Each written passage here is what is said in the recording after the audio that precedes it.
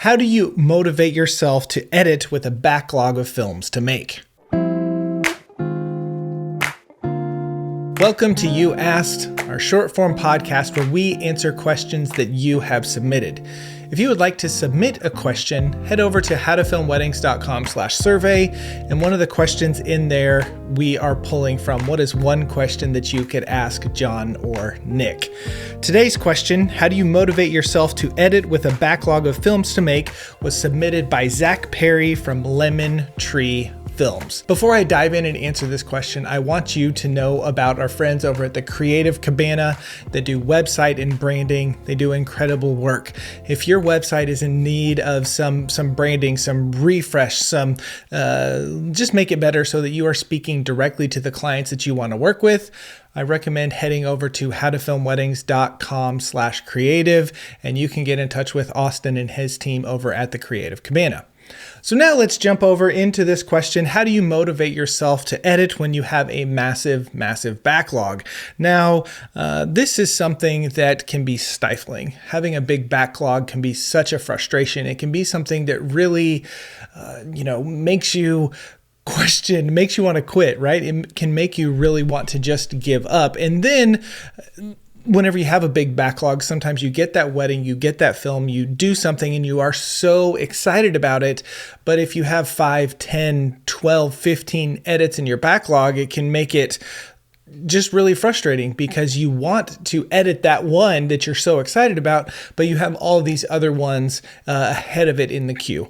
So how do you motivate yourself? How do you do it? Well, the number one thing is I think that you might need to change your mindset just a little bit, especially if you are coming up on deadlines, especially if you are getting to a place where it's like, man, I just need to get these things out, okay?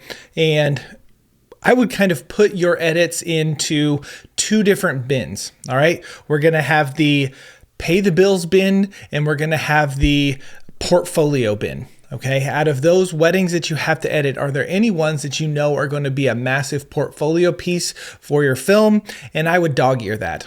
Or are the other ones, hey, this is one that I just need to finish. I just need to get out. It's going to be good. I'm going to do my best on it, but maybe I'm not going to spend that extra 10 or 15 or 20% that will take it over the top because it kind of is what it is. I know that might sound kind of bad, but that's true. It kind of is what it is, and you just need to get it out. So if you have that backlog and you need to do that, those ones that are not portfolio pieces that you just need to get done, you need to get them out into the world. You need to get them finished. This is what I would recommend. 1, create a schedule. Okay, create a schedule and say, this is how I am going to edit. This is how much time I'm going to do it. And then stick with it. Be consistent with that editing. I know I have gotten into in the past, I have gotten into the rut of, I'm only going to edit whenever I feel creative. I'm only going to do this whenever I'm feeling something. But the problem with that is that I'm not always feeling it, even when it's quote unquote my time to edit or my time to work on this. So set some time and work. If that's, if you have a day job where you're working 9 to 5, maybe you get home, and if you have a really big backlog, then you're say, okay, I'm going to come home, I'm going to eat. Maybe if you're spending a little bit of time with your family, but then you say from 8 p.m. to 11 p.m. for 3 hours every single night, I am going to work as hard as I can to bust these out. A belief that I have is that we can work really hard and we can go through something pretty crappy if we know that there was an end goal. We know that at the end of it, it will be finished. At the end of it, there is a light at the end of the tunnel. That's what I'm trying to say.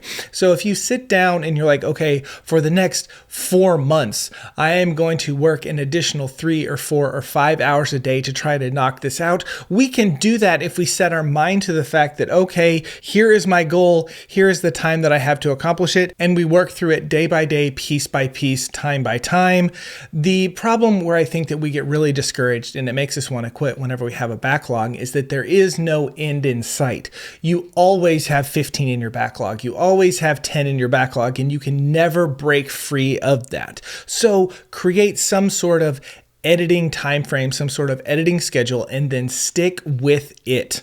If you want to break through and you want to get in and start creating work that you are really excited about, you cannot have a backlog that just hangs over your head. Having a backlog is like having a huge amount of debt that's just there. It's looming over your shoulders. It is always weighing on you. So make a schedule and then follow it. Another thing that can help you get through the backlog quickly so that you can get motivated to edit those ones that you really want to is take as much guesswork out of it as possible. So what I recommend would be finding a few songs that you know are really, really good and reusing those ones over and over again, especially if this is going to be an edit that isn't going to see the light of day from your end, right? This might be, your clients sharing it on their socials, but you're not going to put it on your Instagram. You're not going to put it on your YouTube. You're not going to put it on your website.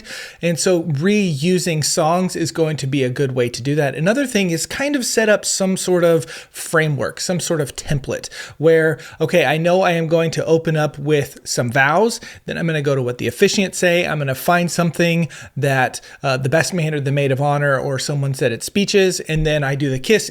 Like, have some sort of framework, have some sort of template with a few songs, and that can just piece by piece and work together. The thing that I think really can slow you down whenever you have a backlog like that is you are thinking too much and you are trying to make every single wedding that you have an absolute banger, right? An absolute masterpiece. And not every wedding is like that. That's why there are people that don't post every single wedding, or not every single wedding is on their website.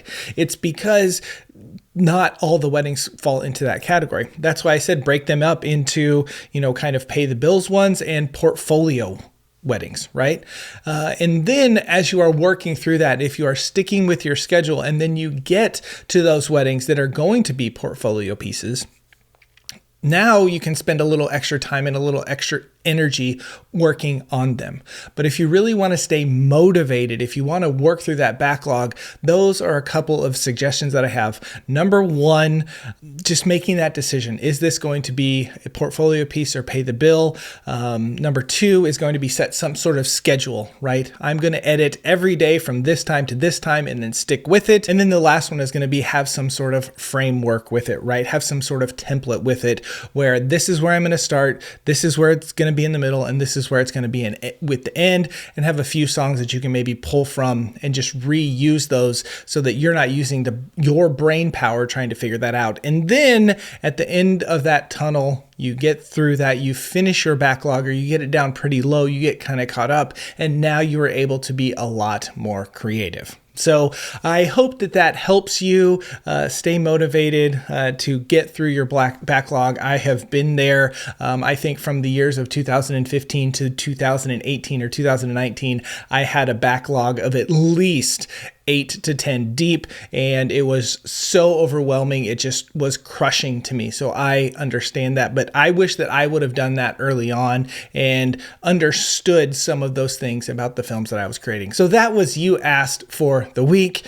If you like these short form podcasts, if you like this kind of information, would you send us a DM over at How to Film Weddings on Instagram and just kind of let us know your thoughts if you are finding this type of information helpful. Again, check out our friends over at the Creative Cabana. You can find more information at howtofilmweddings.com/creative. Thanks so much for tuning in, and until next time, we will see you.